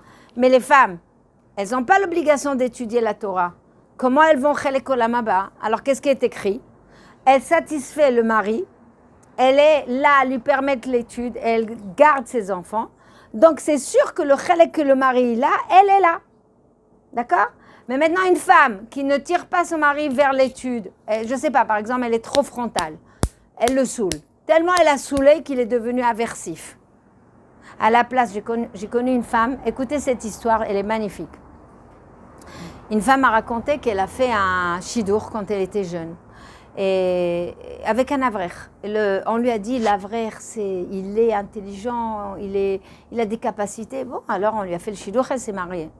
Le lendemain du mariage, son mari, il ne se réveille pas pour la tfila. Elle a dit, bon, peut-être il est fatigué. Le deuxième jour, il ne se réveille pas. Troisième, quatrième, ni il étudie, ni il va étudier, ni il va aller tfila. Elle a été quoi déçue? Elle m'a dit, c'est elle qui m'a raconté, c'est Kelly Rishon. Et si on entend ça, moi je lui dis, standing ovation. Elle m'a dit, j'ai compris que je ne peux pas y aller contre. Plus je vais lui demander, plus il va se braquer. Alors elle se levait à 5 heures du matin. Elle préparait des rogalars. Et elle mettait au four. Il se réveillait. Il allait dans la cuisine et elle lui disait, voilà mon amour, ton café. Et voilà les rogalars que je t'ai fait pour toi. Vous vous rendez compte? Un soir après un autre soir, jusqu'à que cet homme-là, je ne rigole pas, c'est un rave d'une Kehila, un grand rave. Waouh! Waouh! Quand je vous dis qu'on a des détecteurs, on connaît où ils ont faim. Mais ça ne nous arrange pas. Parce que faire des rogalars, c'est énervant. Lui crier, c'est plus facile. Donc évidemment que nous avons une responsabilité et que ça va avec. C'est évident. Et s'il a fait même un petit effort, il était nul, il ne savait même pas faire une bracha et grâce à toi il fait une bracha, ça aussi c'est toi. Donc derrière un grand homme, il se cache une mère qui a prié une grande femme, il se cache aussi une femme, sa femme, Sarah Ayato, qui était là à patienter, à lui parler, à l'amener tout doucement. Comment on dit? Belek, belek. Comment? Livta, elle a accompagné son mari, mais en douceur. Il y a un adage chinois magnifique qui dit, quand tu veux faire pousser de l'herbe, ne tire pas dessus. Nous, on veut maintenant, tu vas faire la... Maintenant. Arrose. Je fais pas ça. Je fais arrose, soleil, amour, patience, engrais. Je donne. C'est ça la Chormat Nashim. Mais nous, c'est notre ego. Ah, il ne va pas étudier, je vais piquer une crise. Ah, il n'a pas fait la tfila, je vais piquer une crise. Ah, il n'a pas... Pourquoi on t'a donné les détecteurs si tu n'es pas là pour le tirer vélo? Pourquoi, Bichlal, tu t'es mariée? Reste jeune fille, tu n'as pas l'obligation de te marier. Kiffe ta vie, comme je vous ai dit. Allez à Haïti, Tahiti, lo Haïti. Et kiffez votre vie. Pourquoi vous êtes murmure? Vous comprenez qu'il y a un problème, on est là pour les aider à aller... Et plus vous avez du boulot, plus on a du mérite, Baruch Hashem. Quelqu'un qui n'a rien fait, grâce à toi il fait une fila, grâce à toi il mange kasher, grâce à toi il fait Shabbat. Voilà. On conclut. On finit, plutôt. Rav Wolbe, il dit, il y a des personnes qu'elles vont apprendre, il faut apprendre à s'exprimer, à le dire, parce que pour ne pas tomber malade, mais pas que, pour ne pas bloquer l'autre. Vous savez, il y a des femmes, je ne sais pas si c'est le cas ici, je m'excuse, il y a des femmes qu'Akadosh Baruch Hu aime tout beaucoup, c'est les veuves, les orphelins et les convertis, femmes et hommes. Hachem, dès qu'un converti pleure parce qu'on l'a humilié, dès qu'un orphelin pleure parce qu'il a eu mal, ils n'ont personne, ils n'ont que Baba Rabbi. Et une veuve, c'est la même chose.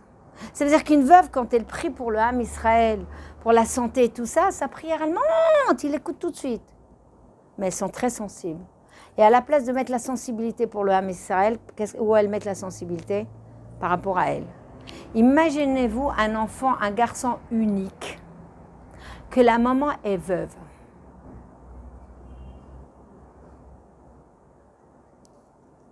Déjà une mère normale.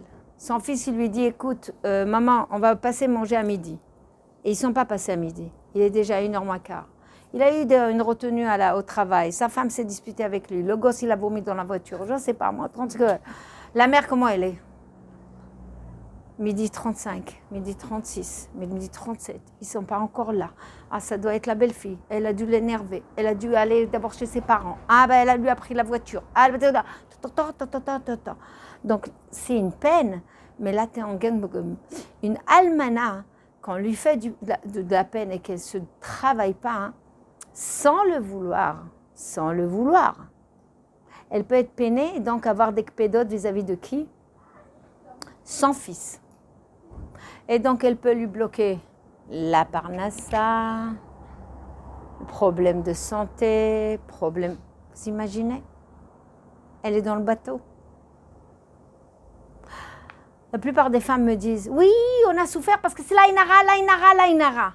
À la place de dire l'Aïnara, regarde toi, si tu as amené la shrina dans ta maison. Ou bien tu as amené tellement des kitrogim, ça veut dire des critiques et des plaintes, que tu as créé justement ces anges catégores qui sont là à faire le din et le dîner, la rigueur. Alors, moi c'est ce que je dis au Lalmanot, vous avez la chance d'être relié à Hachem. Mettez dans votre bouche que de bonnes choses. Ne mettez pas, je ne parle même pas de malédiction, je dis juste des plaintes et des complaintes. Tu as mal, tu as envie de pleurer. Voilà quand j'ai mal aujourd'hui avec mon mari. La larme, elle est là. Non, je pleure pas, tout va bien, merci mon Dieu. Je lui montre que tout va passer. C'est que je pleure, je suis humaine, mais si je ne veux pas qu'il arrive Shalom quelque chose, ni à l'enfant, ni au petit-fils, ni à la machin, je ne veux pas. J'espère qu'on est consciente. Dernier volet. Parfois, il y a des gens qui se sont bisbisés et il y a une qui veut demander pardon. Après 1 an, 2 ans, 3 ans, elle a pris son courage à 2 mains, elle veut demander. Et il y a une, elle dit, c'est pas la peine, c'est vieux, on va pas ouvrir des plaies, encore. Mais bizarrement, on voit que la personne ne côtoie pas plus celle-là, elle n'invite pas, ça veut dire qu'il restait quelque chose. Alors la personne, elle veut demander. Par exemple, Hélène, tu m'as dit, Hana, il s'est passé quelque chose avec Simcha. Je t'en prie, va voir avec Simcha, parce que je sens qu'elle ne m'invite pas, elle ne m'appelle pas. Quand je lui parle, elle me fuit. Je vais vers Simcha, je lui dis, Simcha, je t'en prie, avec Hélène, il y avait... Non, il n'y avait rien, c'est bon, c'est passé. Oui, mais quand même, tu as quand même un truc. Elle aimerait te demander pardon. Non, c'est pas la peine. Pourquoi, Rav Wolbe, il pose la question, pourquoi il y a des gens qui ne veulent pas et accepter le pardon ou accepter les excuses? Allez, je vous écoute. Pourquoi? De peur qu'il refasse encore une chose. Mais on voit que la personne, elle est sincère. Je viens de vous dire qu'elle a réfléchi 1 an après, 2 ans après. Vraiment, elle a fait Cheshbon HaNefesh. Et après 1 an, il faut avoir le courage de venir et de demander. Parfois, on n'est pas courageux, on a honte. Alors, Ça l'arrange d'avoir notre supériorité par rapport à la... Julia, tu vas nous faire un cours, Julia. Eh ben oui, elle n'a pas tort. On va voir ce qu'il dit Rav. Regardez ce qu'il dit Rav Welbe. Il dit Hu rotze she'ala ishaer chayav ve'Hashem lo lanetzach. Je m'explique. Moi, j'ai été vexée par toi. Chirel, Stella, on m'a fait du mal. Vous savez, les gens qui se victimisent. Parce que quand on a pitié de moi, on me regarde. Et on me regarde, ça veut dire que je deviens importante. Parce que jusqu'à maintenant, on ne m'a pas regardée. Maintenant, moi, je suis là. Et elle a fait le mal. Elle est où? Elle est en bas. Vraiment, c'est injuste ce qu'elle a fait. Vraiment, c'est pas gentil ce qu'elle a fait. Vraiment, elle est égoïste. Donc, tu es comme ça pendant 1 jour, 2 jours, 1 mois, 2 mois, 3 mois, 2 ans. Et puis, du coup, c'est là, elle veut demander pardon.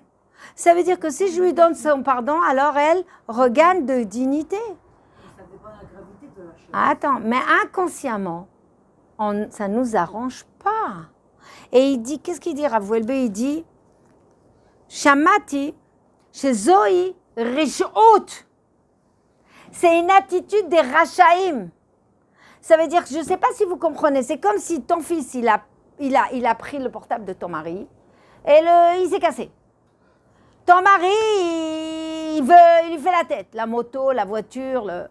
Et toi, ton fils, il lui dit, maman, écoute, j'ai pas fait exprès, j'aurais pas dû, j'aimerais demander pardon à papa. Et ton mari fait, non, il n'y a pas, je lui pardonne pas. Qu'est-ce que tu as envie de faire à ton mari? Le secouer? Tu dois lui pardonner. Il a demandé pardon, ton fils. Tu ne peux pas laisser comme ça dans le mal-être, ça veut dire prisonnier de ton pardon. Ça, c'est une leçon. Quand on ne sait pas pardonner, alors savoir pardonner, il faut savoir qu'on se libère. On libère l'autre et on se libère nous-mêmes. Alors toi, tu me dis ça dépend de la gravité. Et je finis avec toi. Est-ce qu'on peut tout pardonner? Non? Qu'est-ce qu'on ne peut pas pardonner? La mort. La mort de quoi? Je sais pas, moi. C'est-à-dire? Le suicide. Il y a des gens qui se suicident aussi. Non. Qu'est-ce que tu ne peux pas pardonner à l'autre? À l'autre. Des gravités, de la violence. Quelqu'un qui te lève la main, exemple. Oui, des choses graves. Ah, quelqu'un qui t'a frappé. C'est ça qu'on veut dire. Quelqu'un qui t'a volé. Quelqu'un qui t'a humilié. Quelqu'un qui t'a... Non, voler, après, ça dépend. S'il a vraiment été dans nos besoins, je peux comprendre. Même immobilier, je pourrais comprendre. Quelqu'un qui te lève la main, là, tu rentres dans un truc, va chez un psychologue et après tu ne demandes pas. Traumatisme, on est d'accord. Un homme a été trompé par une femme qui est partie avec, hier on m'a raconté ça, qui est partie avec son meilleur ami. Non, la femme, elle a trompé son mari. Ouais. Qu'est-ce que j'ai dit? Voilà. Voilà, la femme, elle est partie avec le copain de son mari. Là, il n'y a pas de pardon. Alors, je m'explique. Il paraît que si, Une femme qui trompe son mari, non. Il paraît que si. Oui, la guerre. Moi, j'ai posé la question à des grands rabbinim. Ils m'ont dit, il y a Tipoul, il y a Alors, attendez, on va faire la part des choses. la pédophilie, tu vois. On va parler on va faire la part des choses. Est-ce que c'est condamnable ici, la pédophilie ou le vol ou le... Bien sûr que la personne qui fait quelque chose, quel que soit que c'est le vol ou même l'humiliation, c'est préjudice moral ou un truc comme ça, c'est condamnable ici, civilement, mais c'est condamnable par rapport à Kadosh Baruch Hu. Mais moi, ma question, est-ce que je dois en vouloir au chaliar qu'Hachem m'a envoyé? Je répète. Je répète. L'homme, sa femme l'a trompé. Elle est partie, elle lui a fait une crasse. Hier, j'ai entendu ce. Il a mal, elle lui a détruit la vie. On est d'accord. Et il peut lui en vouloir. Mais qui a décidé qui doit passer ce traumatisme? Celui qui a créé ce manque de bien, pour ne pas dire le mal, c'est la personne ou c'est le bon Dieu qui a fait ça? Maintenant, le film, il commence quand, mesdames? Il commence au mariage ou il commence dans les Gilgoulim? Et toi, tu connais ce qui s'est passé avant? Mais là, c'est l'excuse, là. Non! Justement, ce que tu comprends pas, Sandra, on n'a pas un michor, comment on dit? Un michor, un plan plat. Il y a des plans. Il y a le plan humain et le plan d'Akadosh Baruch Hu. Toi, tu ne dois pas en vouloir à celui qui te fait du mal parce que c'est mon chaliar. Mais celui qui t'a fait du mal, je l'ai testé et il n'a pas réussi son test et il va être condamné. Et dans la terre et en haut. Dans la terre, si on arrive à le choper, et là-haut, ça c'est sûr. Par exemple, une femme qui a fait ça, et ici, malheureusement, elle part après avec d'autres enfants, d'autres hommes, elle fait que du mal autour d'elle. Qui c'est qui va la condamner ici? Personne. Mais une femme comme ça, je vous dis pas ce qu'il attend là-haut si elle ne fait pas de chouva. Il y a un tikkun, mais très difficile pour cette femme. Qu'Hachem nous paraît. Il y en a qui disent qu'il n'y a même pas un tikkun, qu'il faut le savoir. Il y a eu une histoire que c'était une femme Cohen, une mariée avec un Cohen, qui a été violée, je ne sais pas où, et elle avait 8 enfants. Et le mari aimait sa femme elle aimait le mari, mais le problème c'est qu'elle a été violée. Non, mais normalement, elle est interdite. Et alors? Et alors? Les gens, ils me disent non. Je comprends pas. Après, et alors? Bon, et ben, à la finale, et ils ont été voir le rat, les Et alors? et tout ça. Et le Cohen, il a dit qu'il voulait se remettre avec sa femme. Quand même. Il veut. Alors bon. Il s'est remis quand même avec sa femme. Bon, alors, ça, c'est autre chose. Entre ce qu'on veut et ce que Dieu a dit, c'est différent. C'est comme un Cohen qui veut se marier avec une Goya. Ils ont tranché que... Alors voilà. On va pas rentrer dedans. Mais ce qu'il faut savoir, toute chose qui m'arrive, toute chose, elle m'a humiliée, ils m'ont volé, elle m'a pris ma place de parking. C'est dur de dire ça à quelqu'un. Hein? C'est dur de dire ça à la personne. C'est pas, par contre, c'est pas ton mari qui t'a trompé, c'est Dieu qui l'avoue ce mal-là. C'est dur de le dire. C'est sûr que c'est dur parce qu'il est dans les sentiments. Mais il faut travailler ça avant. C'est pas après. On travaille la Emouna avant. C'est-à-dire, il faut avoir les bases de la Emouna, que rien ne se réalise en bas sans la Chotemet d'Akadosh Baruch Hu. C'est-à-dire que c'est une sorte d'armure, tu as raison. C'est une armure, il faut se protéger. Donc, normalement, la Sina, elle ne devrait même pas exister. Parce que même quand celui qui me fait du mal, moi, je le vois comme un bâton. C'est le machal qu'on sait. Quand un chien, tu le tapes avec un bâton. Il se retourne, il mord quoi? Il mord le bâton. Et nous, c'est la même chose. Elle m'a fait de mal, je la morale, mais elle est le bâton. Alors, ça ne veut pas dire qu'elle n'a pas eu le choix, qu'elle ça va pas être réglé après. Et ça ne veut pas dire que c'est un Gilgoul et il y a des raisons. Il y a tout ça, mais ça ne me concerne pas. Si je suis passée par ce traumatisme, quel que soit le traumatisme, un papa qui m'a frappé, un homme qui m'a frappé, quel que soit, j'ai des droits ici sur Terre. Tu peux divorcer, tu peux déposer de plainte. Bien sûr, ça c'est sûr, c'est Baruch Hashem, la Torah elle est humaine, d'abord humaine. Mais à toi de regarder, vous connaissez l'histoire Sibat à Sibot, la chanson Sibat à Sibot? Sibat à Sibot, la raison, la cause des causes. Enlève les voilages, arrête de dire j'ai perdu mon boulot parce que c'est l'inflation c'est le pays c'est j'ai pas eu le magasin parce qu'il a ouvert un magasin, parce que je suis comme ça, parce que ma mère m'a pas donné, parce que mon père, il y a plein de cibottes, tu ne vis plus, enlève les cibottes, regarde le bon Dieu derrière ça, toute chose qui t'arrive, oui c'est la faute de ma belle-fille qu'elle a parlé de mais si ça t'est arrivé, c'est une épreuve à toi, tu dois grandir de ça. Isdamnout. Non, c'est sûr, mais ça veut dire à ce moment-là, on porterait pas plainte. Hachem s'est dit qu'il commence. Il y a une Gemara Nizekin. Ça veut dire que tu as le droit d'aller faire un din Torah et tout ça. Ça, c'est le plan, je viens de vous dire, Michor, humain. Mais moi, je vous dis le plan de Emouna. Si la personne m'a volé et que... Hachem, il a voulu que le Mechabel, il tue cet enfant. D'accord, on va détruire des choses graves. Alors, la personne ne va pas en vouloir au Mechabel. Il y a 7 ans, à Modi-Enilite, un monsieur religieux, jeune, qui devait se marier, il faisait là le transport des enfants. Il faisait très chaud. Il a sorti tous les gosses. Et un seul est resté derrière. Et avec les trucs, les vides, ça lui a fait. Et il s'est déshydraté, il est parti.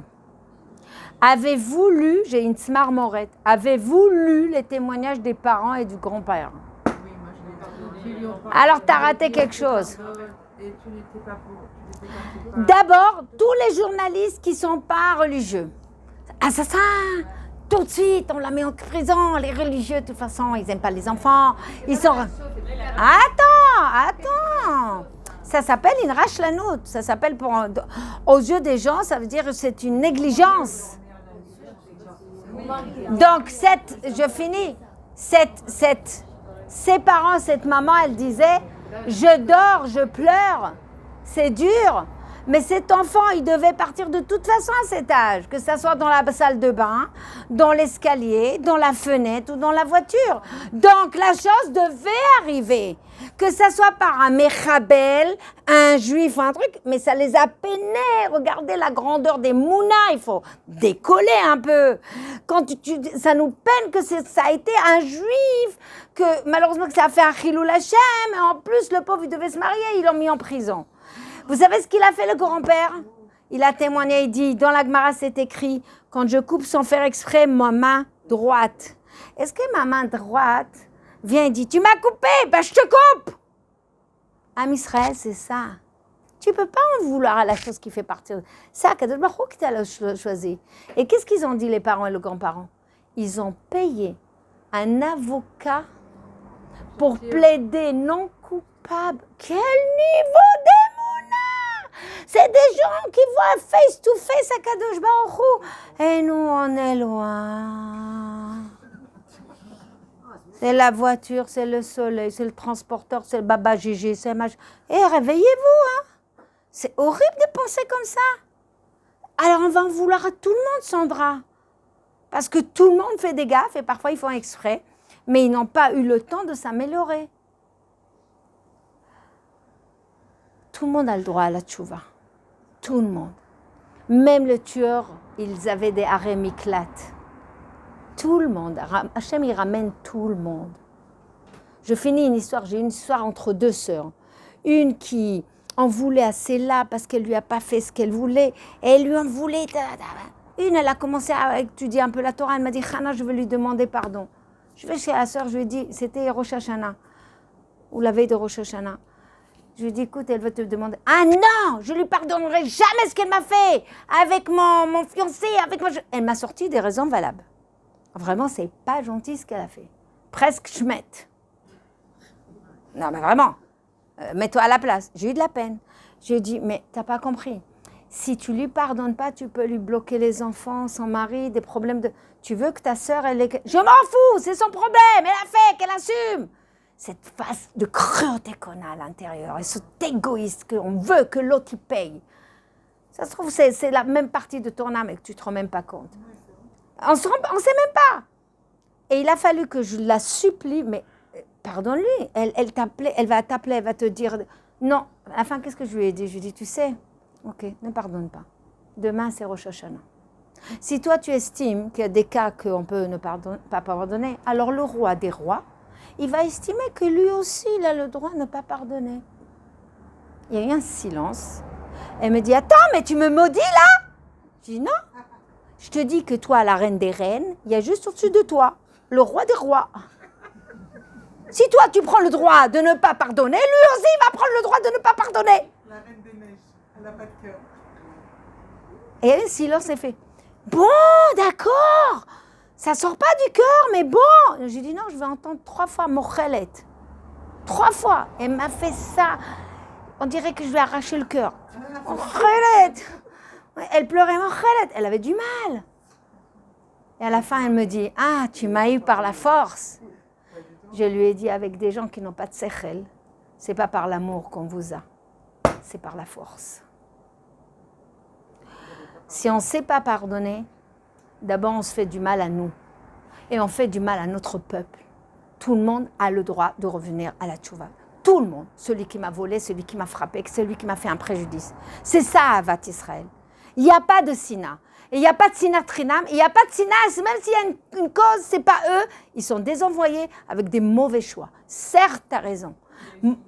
Mais un pardon forcé. Je l'ai dit. Megalgelim zchut al yedei zakai, megalgelim chova al yedei chayav. Quelqu'un qui ne fait pas attention à Hachem, il va le tester toute sa vie dans ce domaine. Et il attend qu'il grandisse de ses échecs et ses bêtises. Mais moi, j'ai une question. Non, attendez, vous avez saisi. Donc, normalement, si un imam mina vraiment, je n'ai pas de kpedot. Je dois payer 200 000 euros à ma sœur, elle a de l'argent. Tu me passes 200 000 ? Elle me dit non. Je sais qu'elle l'a. Maintenant, j'apprends qu'elle a donné à ma meilleure copine. Et alors, le bon Dieu n'a pas voulu que cet argent passe de elle à moi. Il voulait que ça passe comme ça, et moi, je dois m'idmoder d'être faire face autrement. Ça peut être la banque, ça peut être ton mari, ça peut être, je ne sais pas, ça peut être que c'est ton épreuve à la place d'avoir un pied de moins. Je sais, moi. Ou parce que c'est un gilgoul que tu devais ces 200 000 à quelqu'un et que tu les payes maintenant.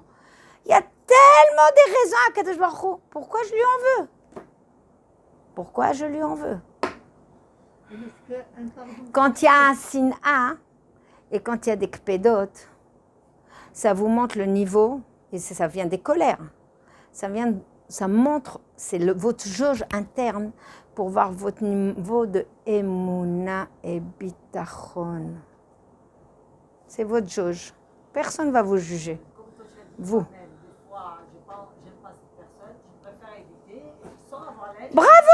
Oui, ça. Si quelqu'un continue, je ne vais pas être la victime. Tu as le droit de choisir, de t'éloigner. Voilà. Comment on peut pardonner à quelqu'un qui a fait exprès et qui ne s'excuse pas? C'est dur. Très dur. Alors la question, quand quelqu'un fait exprès, il ne s'excuse pas, on lui demande, on lui dit, tu m'as vexé, tu lui expliques. Et s'il ne veut pas demander pardon, c'est lui le pauvre, lui il va le payer. Il y a une justice, il va le payer dans la justice. On doit faire un travail après. Bravo. De sensibilité, d'emuna et bitachon. Moi, quand j'étais jeune, j'ai eu un fiancé. Écoutez. Vous savez qu'aujourd'hui, il y a des jeunes filles bloquées à cause des problèmes de fiançailles. Hein. Et les rabbinim, ils disent, t'as pas laissé quelqu'un, va demander pardon. Il y a des couples qui n'ont pas d'enfants et les rabbinim, ils disent, est-ce que tu as payé ta shotranite? Va lui payer. Vous vous rendez pas compte? Plein de choses comme ça, cheshbono, des calculs. Oui, qu'est-ce que tu as dit? Non, moi, quand j'étais jeune, j'ai eu un problème avec un fiancé que moi, je l'aimais pas. Enfin, je l'aimais pas. Ma mère, elle voulait absolument que je me marie avec lui parce qu'il était avocat, parce que je sais pas quoi. Il était très riche, très bien. Enfin, Ouais, moi, les parents, ils disaient oui. Alors?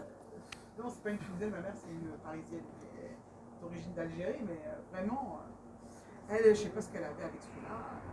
Elle me l'a amené à la maison. Alors moi, quand je rentrais, je le voyais, il était là, je me disais, bon, vite, je me casse. Je ne pouvais pas. Voilà. Et donc, il y a eu une déception et tu as demandé Et pardon? ce garçon, Ouais. non, moi, je me suis mariée avec quelqu'un d'autre, mais toujours, il venait chez ma mère. Comment ça va, Madame Cohen? Comment elle va votre fille et tout? Mais moi, je n'étais pas là, j'étais déjà partie. Ça, c'est autre chose. Vous savez, Mais c'est non, des hommes. Le pauvre homme, Oui. il ne s'est jamais marié. Il ne s'est jamais marié. Il n'a jamais eu d'enfant. Et il y a pas des... Il y a quoi, quelques années en arrière, peut-être, non, 10 ans. Donc, en fait, il te voulait. Ta mère, elle lui faisait croire que c'est accessible. Mais toi, tu ne voulais pas. Là, c'est un problème quand même. C'était Là, c'est un problème. grave. Parce qu'après moi, il y a 10 ans environ comme ça, on m'a dit, j'étais voir un rab, je sais pas, il m'a dit, écoutez, vous avez une akpada, quelqu'un qui est mort. J'ai dit, ah bon? C'est possible, je comprends. C'est possible. Alors, eh ben, j'ai été voir un grand Mekoubal, plusieurs, deux. Ah, il a dit, le premier, il a dit, il y a une akpada, après j'étais... Voilà, il faut réparer. Et là, il a dit, Attends, on va oui, arrêter c'est là. quelqu'un, mais je ne lui ai pas dit qui Alors, il était,